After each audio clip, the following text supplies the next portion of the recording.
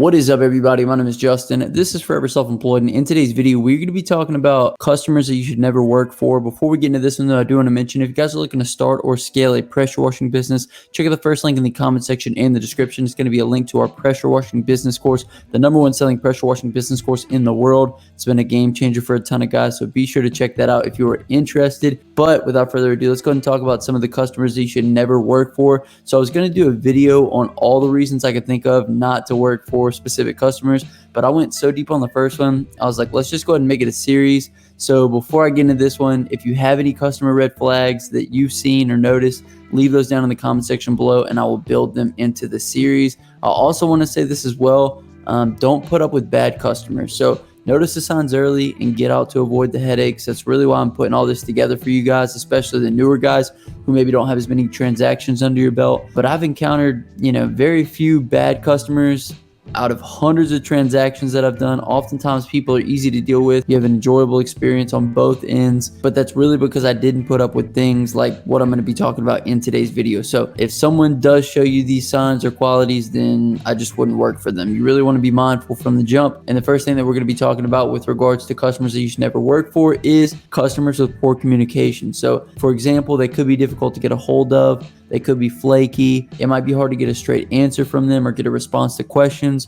Or once you've completed the work, they may be somewhat unresponsive then. So this is the type of customer that we don't want to work for. And if you have these kind of communication issues on the front end, you should just let them go about their way.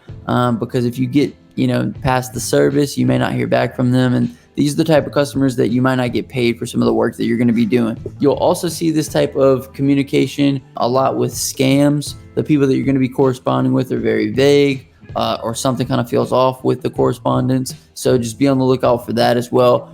When I get someone inquiring about a job they want to get done, I can typically get an idea for how the communication is going to be based off of how much information they're willing to give to me off the beginning of the conversation. So this is often a good tell on whether or not they are serious about actually getting a service done. So for example, if a customer converts like on a Facebook ad and they aren't willing to give me their phone number or their address so that I can come out and do a quote for them, they're probably not a likely customer. So these types of people are typically just price shoppers, time wasters. So if for some reason they don't want to give their information, I just try to send them on their way.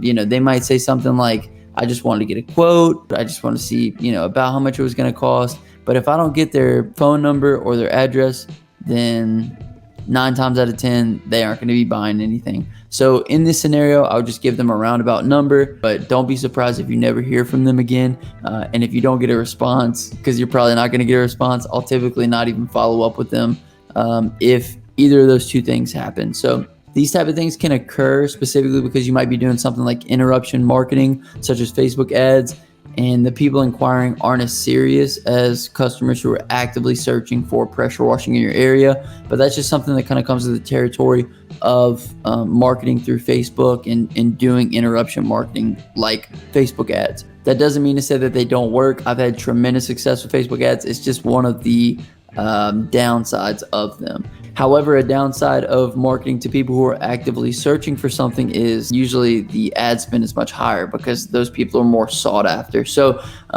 that's more on the marketing side of things. We're more so talking about communication. So being able to communicate with the customer through the process of the service and the transaction is extremely important, and you can tell a lot through your interactions with them. So the type of interactions that we want to have are easy, effortless. The customer gives you a call, they do the quote, they accept, and then you put them on the schedule. So customers who make it easy are the ones that we want to keep track of and we want to continue to do work for in the future. We don't want to have people play games. We don't want to have people who aren't willing to give us their information. We don't want to have people who are vague about the services that they want and what they're inquiring about. We don't want to deal with any of these things on the front end because it's usually a good tell for what we're going to be dealing with on the back end. And when it comes to doing services for money, we don't want to put anything to chance. So just for me, I don't like following up with those people. I want to work for good customers who are great communicators, and I want to keep up with them for a long time. So if you guys need help keeping up with customers like that, scheduling appointments, sending invoices, things like that, check out my link below to a free CRM trial. I also have a free insurance quote if you guys don't have insurance.